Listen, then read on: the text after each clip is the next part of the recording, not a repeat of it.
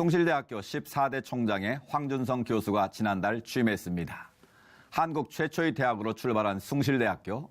오늘 이슈를 보는 창에서는 황준성 총장님 모시고 말씀 나눠보겠습니다. 총장님 안녕하십니까? 네, 반갑습니다. 네, 반갑습니다. 네, 14대 총장 황준성입니다. 네, 반갑습니다. 취임식 이후부터 굉장히 분주한 시간을 보내시는 걸로 알고 있는데요. 4년간의 임기를 시작하셨습니다. 늦게나마 축하드리고요. 먼저 소감 좀 말씀해 주시죠. 네. 숭실대학교는 저희 모교입니다. 네. 모교의 총장의 직무를 수행한다는 것은 개인적으로는 명예요 기쁜 일이 될 수 있는데요. 네. 사실은 그 측면보다는 총장 취임 이후 엄중한 그 사명감과 또 책무와 네. 거룩한 부담감을 크게 느끼고 있습니다. 그럼에도 불구하고 하나님께 모든 것을 의지하며 기도하는 마음으로 차근차근 학교가 해결할 일들을 해결해 나가도록 그렇게 진행을 할 계획입니다. 네. 취임식 예배 때 총장님께서 미래에 대한 비전을 제시하셨는데요. 그 비전 가운데 가장 강조했던 부분이 있다면 좀 말씀해 주시죠. 네, 저는 구성원들에게 그렇게 비전을 제시했습니다. 하나님께 영광을 돌리는 꿈과 희망이 넘치는 기독교 민족대학을 정립하겠다. 그렇게 제가 이제 비전을 제시했고요. 또 이제 그런 비전을 달성하기 위해서 몇 가지 제가 이제 목표를 세웠습니다. 네. 그 중에 몇 가지를 말씀을 좀 드리면 우리 구성원이 최고의 자부심과 자긍심을 갖는 대학을 만들겠다는 거였고요. 그다음에 통일시대에 통일을 선도하는 대학을 만들겠다 하는 거였습니다. 그리고 한두 가지 더 말씀을 드리면 산학협력과 창업을 주도하는 대학, 네. 그다음에 특성화와 융복합을 잘 만들어서 교육과 연구가 우수한 대학, 이걸 바라보며 대한민국의 많은 예비 신입생들이 숭실대학에 가장 가고 싶어하는 대학을 만들겠다라고 하는 게 제가 총장으로서 네. 꿈꾸는 비전이라고 그렇게 말씀을 드릴 수 있겠습니다. 가장 가고 싶은 대학. 네, 그렇습니다. 하루가 다르게 시대가 변하고 있지 않습니까? 환경도 많이 변화가 예고되고 있고 또 특별히 교육 환경도 많은 변화가 예상이 되는데요. 교육 분야 어떻게 보고 계신지요? 요즘 목사님께서도 아시겠습니다만 요즘 한국의 대학의 위기라고들 얘기를 많이 하고 있습니다. 네, 네. 근데 보통 이야기하는 대학의 위기가 이제 학령 인구가 감소해서 대학이 입학 정원을 못 채운다든지 네. 또 그로 인해서 재정의 압박을 받는다는 것을 보통 대학의 위기라고 얘기를 많이 하고 있는데 저는 좀 관점을 달리해서 지금 사실 한국은 대학의 위기가 맞습니다. 네. 그런데 방금 말씀드린 대로 그러한 현상의 위기가 아니라 대학 교육의 본질의 위기라고 저는 생각을 그렇게 합니다. 본질의 위기다. 네, 그렇게 바라봅니다. 그것이 방금 목사님 말씀하신 교육의 본질의 위기라고 생각을 합니다. 네. 제가 이해하는 대학의 고유한 기능과 역할을 이야기하면 저는 크게 두 개의 축으로 말씀을 드릴 수가 있겠습니다. 네. 하나는 이 사회가 필요로 하는 전문 인력을 양성하고 배출하는 것이고 두 번째는 국가와 사회를 위해서 염려하고 이거를 이끌어가는 지도자를 배출하는 것이 대학의 사명이고 책무라고 생각을 합니다. 네. 이 두 가지를 이루어내는 그 바탕에는 참된 사람을 만들어내는 인성교육이 저는 절실히 요구된다고 생각을 하고 있는데 네. 최근에 대학 현장에 있는 교수로서 또 금년부터 총장의 임무를 수행하는 총장으로서 대학의 현실을 들여다보면 사실 이렇게 바람직한 대학 역할을 잘 못하고 있다고 생각이 되어집니다. 네. 사실은 대학이 요즘 보면 오히려 이런 본연의 일을 수행하기보다는 취업을 잘 시키려고 하는 기능을 만들어내는 것이 네. 아닌가라고 하는 일종의 자괴감이 들고 있는 것이 현실입니다. 그래서 저는 총장으로서 이런 교육의 본질을 좀 다시 새롭게 좀 정립해보고 싶다. 그래서 먼저 사람을 만들고 만들어진 사람 이외에 그리고 그것을 통해서 전문 인력을 배출하기도 하고 네. 국가와 사회를 이끌어가는 지도자를 만들어가는 것이 중요한데 그 밑에는 바람직한 인성교육이 필요하다는 것이고요. 네. 특별히 저희 숭실대학은 기독교 대학으로서 이 인성의 나침판이 되는 영성교육이 매우 중요한데 네. 저는 그 총장으로서 새롭게 교육의 틀을 만든다고 한다면 인성과 영성이 풍부한 우리 숭실이를 만들어서 네. 그 위에 전문 지식과 국가와 나라를 이끌어가는 그런 지도자를 만들고 싶다라고 하는 것이 네. 제가 생각하는 교육의 모습입니다. 인성과 영성을 겸비한 숭실인 기대가 됩니다. 네, 그렇게 하겠습니다. 올해는 숭실대가 특별히 창학 120주에 대한 특별한 해 아니겠습니까? 네, 그렇습니다. 그 숫자의 무게가 참 남다르게 느껴지는데요. 네. 그 역사적 의미를 좀 말씀해 주시죠. 네.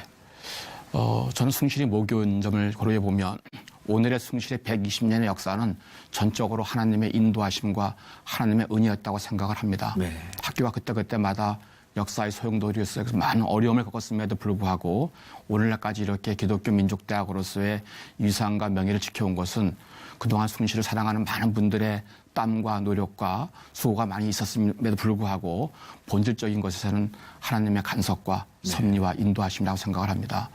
그런 숭실의 120년 역사를 돌이켜보면 크게 두 개의 축으로 이야기해 볼 수가 있을 것 같습니다. 네.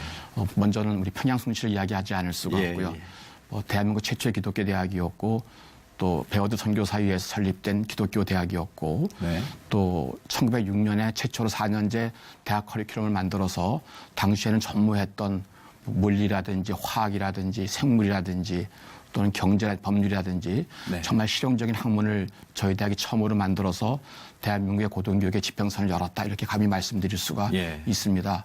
그리고 이제 또 하나의 축을 말씀을 드리면 이제 저희가 남한으로 내려와서 지금 상도동에 서울 숭실을 재건한 때의 역사를 또 이야기하지 않을 수가 없습니다. 네. 54년에 저희가 다시 재건을 했고요. 그때도 저희가 대한민국 최초로 전자계산학과를 만들었고 또 대한민국 최초로 중소기업대학원을 저희가 개원하였고요. 또 대한민국 최초로 IT 대학을 만들어서 대한민국의 새로운 학문의 길을 개척한 역할을 해왔다. 네. 이것이 숭실대학의 나름대로 자긍심이고 네. 자부심 생각을 선구적인 하고, 역할을 네, 하셨군요. 그렇게 생각을 합니다. 이제 120년 역사를 저희가 이제 맞이하면서 하나님이 다시 한번 저희 숭실대학에 새로운 비전과 사명을 주셨는데 그게 바로 통일시대에 네. 통일을 준비하고 통일을 선도하는 대학으로서의 사명을 주셨다고 생각을 합니다. 그래서 앞으로 숭실대학은 이 통일시대에 통일을 선도하는 대학으로서의 역할과 사명을 잘 감당해야 되겠다라고 하는 게 저의 개인적인 또 꿈이고 또 네. 포부라고 말씀을 드릴 수 있겠습니다. 네. 예, 아울러서 평양에서 시작된 숭실대학교 120년의 역사를 안고 있는데요. 이 통일이라는 염원에 포커스를 많이 두고 계신 걸로 지금 말씀하셨는데 그 의미를 조금 더 설명해 주시죠. 네, 앞서도 제가 말씀드린 것처럼 저희 숭실대학의 출발은 북한의 평양이었습니다. 네.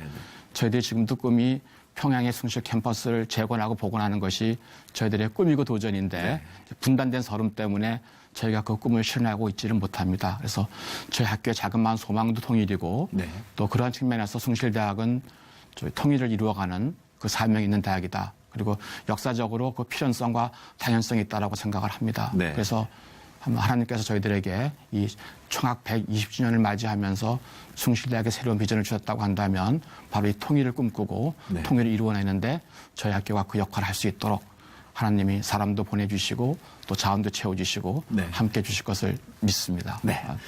그동안 숭실대학교는 통일을 위한 구체적인 사역들을 많이 해오신 걸로 알고 있는데요. 좀 소개해 주시죠. 네. 하나님께서는 사람을 통해서 역사를 이루어 가신다는 것을 이해해 볼 때 바로 하나님께서는 숭실을 향하신 통일의 염원을 이루어 나오고 계신다고 이제 믿습니다. 그게 방금 목사님 말씀하신 대로 네. 저희가 그동안 여러 가지 일들을 이미 좀 해놓고 있습니다. 그 중에 하나가 통일부가 통일선도대학이라고 하는 그 타이틀을 저희 대학에 줬습니다. 그래서 저희 대학은 통일부가 지정한 통일선도대학으로서의 사명을 감당하고 있고요. 네. 2014년에 통일부와 제가 최초로 MOU를 맺어서 한반도와 평화통일이라고 하는 과목을 개설을 하고 네. 그걸 저희들이 교양 과목에 필수로 집어넣습니다. 그렇군요. 아마 대한민국에 최초로 교양 과목에 필수로 통일 과목을 집어넣은 학교는 저희 학교가 최초일 겁니다. 그것뿐만 아니라 저희들이 새로 들어온 학생들 새내기를 중심으로 해서 네. 보다 더 통일 교육을 실현화시키기 위해서 저희가 통일 리더십 연수원을 만들어서 숭실 통일 리더십 스쿨을 지금 개원을 했습니다. 그 학생들이 한 3박 4일 동안 캠프에 들어가서 통일을 인지하고 네. 통일에 대한 나름대로의 체험을 할 수 있는 저희가 프로그램을 지금 운영을 하고 있고요. 또 최초로 대학원에 저희들이 석박사 과정에 기독교 통일 지도자 석사 및 박사 과정을 만들었습니다. 이것도 저희들이 통일을 염원하는 대한민국 최초의 프로그램이다 이렇게 말씀을 드릴 수가 있겠습니다. 네. 더 나아가 한 말씀을 더 드리면 이러한 기본적인 학교의 교육 인프라 외에도 저희들이 그 재단법인 통일한국 세움재단을 만들어서 네. 숭실 그 근저에서 교육 프로그램과 함께 이 통일의 디아스포라를 만들어가는 네. 그 역할을 그래서 민족 통일 부흥을 꿈꾸고 계몽하는 그런 것을 저희들이 지금 만들어가고 있다. 네. 하나님 함께 해주신 거 저희들이 좀 확신하고 있다고 이렇게 말씀을 드릴 수가 있겠습니다. 네, 네. 현재 우리나라에 많은 기독교 대학, 이 미션 스쿨들이 있지 않습니까? 네. 많은 분들이 그 기독교 학교로서의 정체성을 잃어가고 있다라는 점에서 우려를 표하고 있는데요. 그 정체성을 잘 지켜나가고 또 사회에 선한 영향력을 끼치는 인재를 양성하기 위해서 어떤 부분이 시급하게 회복돼야 된다고 생각하는지 좀 말씀해 주시죠. 네. 저희 대학도 이제 120년 역사를 가지고 있고 저희 스스로 기독교 민족대학이라는 자긍심과 자부심이 있지만 내면으로 들여다보면 상당히 저희가 먼저 회개하고 각성을 촉구해야 된다고 생각을 합니다. 네. 과연 우리 기독교 대학으로 정체성을 제대로 유지하고 있는지를 생각해 보면 많은 자기 반성이 이루어지고 있는데요. 한마디로 요약해서 말씀을 드리면 기독교 대학의 현상은 살아있지만 네. 내용은 좀 많이 좀 죽어있다 이렇게 말씀을 드릴 수가 있겠습니다. 그래서 저는 제 생각으로는 대한민국이 살려면 기독교 대학이 살고 네. 기독교 대학이 제대로 서면 대한민국의 교회도 산다는 그렇게 외람되게 말씀을 드릴 수가 있겠습니다. 네.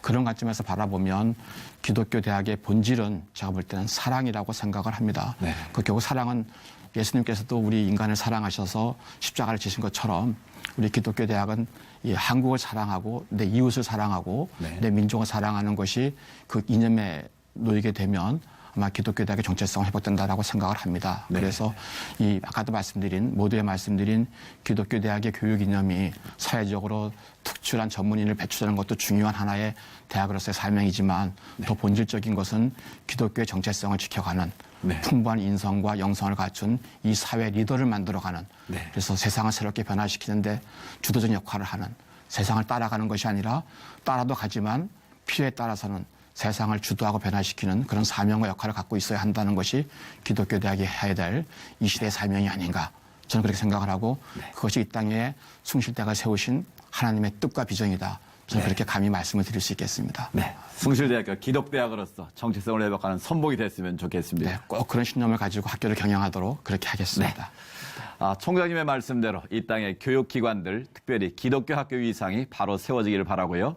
교육을 통해 국가와 민족을 이끄는 올바른 리더가 많이 배출되길 기대합니다. 총장님 오늘 말씀 감사합니다. 네, 감사합니다. 고맙습니다.